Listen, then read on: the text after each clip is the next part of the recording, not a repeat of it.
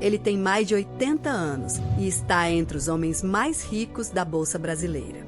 Com o dinheiro que ele tem, dava para comprar qualquer carro do mundo.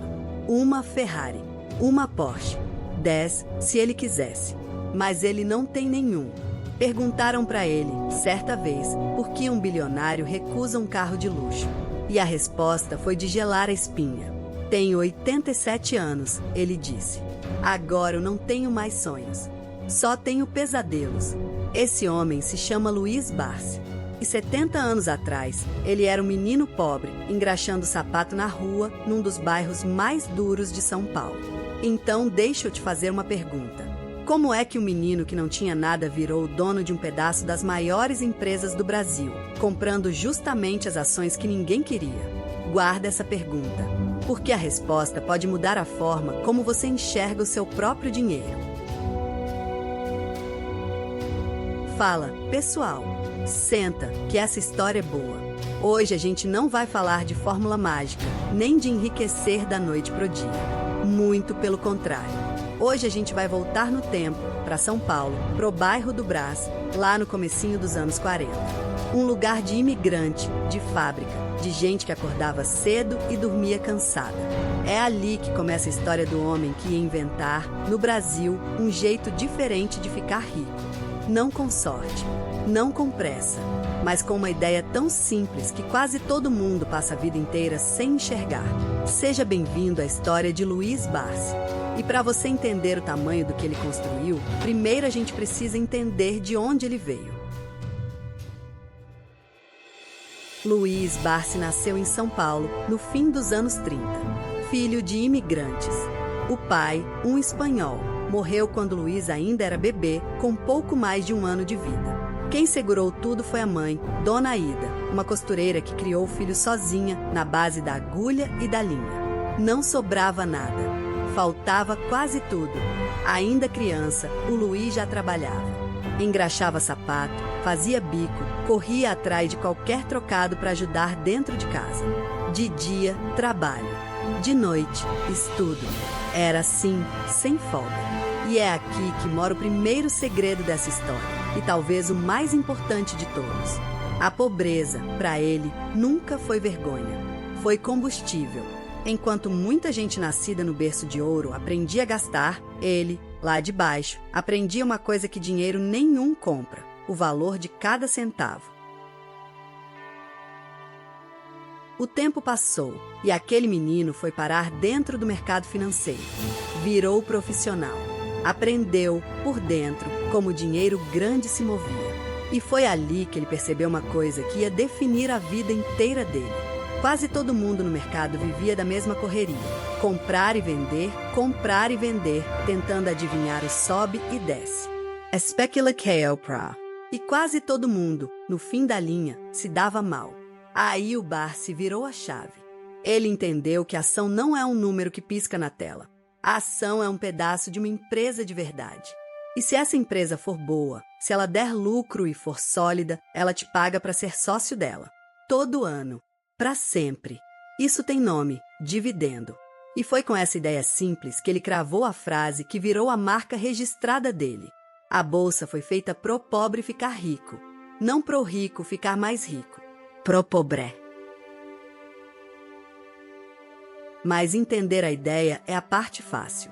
Difícil é ter o estômago para viver ela por 40, 50 anos seguidos. E foi exatamente isso que o Barsi fez. Enquanto o mercado inteiro corria atrás da moda da vez, ele comprava o que ninguém queria: empresa de energia elétrica, empresa de papel como a Clabin, companhias chatas, esquecidas, que não davam manchete, mas que faziam uma coisa sagrada: pagavam dividendo ano após ano. E ele comprava. E guardava. E não vendia. Cada dividendo que caía na conta, ele usava para comprar mais ações, que pagavam mais dividendos, que compravam mais ações ainda.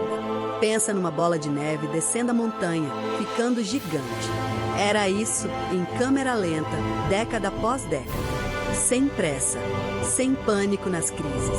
Comprando justamente na hora em que todo mundo estava vendendo, apavorado. E aí, alguma coisa aconteceu. Aquela bola de neve, que começou com quase nada, virou uma avalanche. Depois de décadas comprando e guardando, Luiz Barsi se tornou um dos maiores investidores pessoa física de toda a Bolsa Brasileira. Estima-se que a fortuna dele passe da casa dos bilhões de reais, construída quase inteira em cima de uma coisa só: dividendos. O menino que engraxava sapato no Brás passou a ser chamado de o rei dos dividendos, o Warren Buffett brasileiro. E o mais impressionante de tudo: faz muito tempo que ele não precisa de salário para viver. É o próprio dinheiro que trabalha por ele. As empresas das quais ele é sócio pagam, todo mês, todo ano, mais do que a maioria das pessoas sonha em ganhar numa vida inteira de trabalho. Ele não vive do suor dele. Ele vive das empresas dele. Agora, com bilhões no bolso, o que será que esse homem faz com tanto dinheiro? E aqui a história te surpreende de novo. Praticamente nada. Luiz Barsi continua um homem simples, sem mansão de novela, sem coleção de carro de luxo. Lembra da Ferrari, lá do comecinho? Pois é, ele simplesmente não quer. Para ele, ostentação é a coisa mais fácil de se fazer com dinheiro e a mais inútil de todas. O verdadeiro patrimônio, o que importa de verdade, é o que ninguém vê: as ações guardadas, as empresas, a renda que pinga todo mês, chova ou faça sol. E essa filosofia ele não guardou só para si. Ele passou para a filha, a Luíse, que hoje segue o mesmo caminho. E passou para milhões de brasileiros, repetindo a vida inteira a mesma mensagem: você não precisa ser rico para começar. Você precisa começar para ficar rico. Então a gente volta lá para a pergunta do começo. Como é que um menino pobre, sem pai, engraxando sapato no Brás, virou o rei da Bolsa Brasileira? A resposta não é sorte, não é gênio e definitivamente não é pressa. É paciência. É comprar um pedaço de empresa boa e ter a coragem de não vender.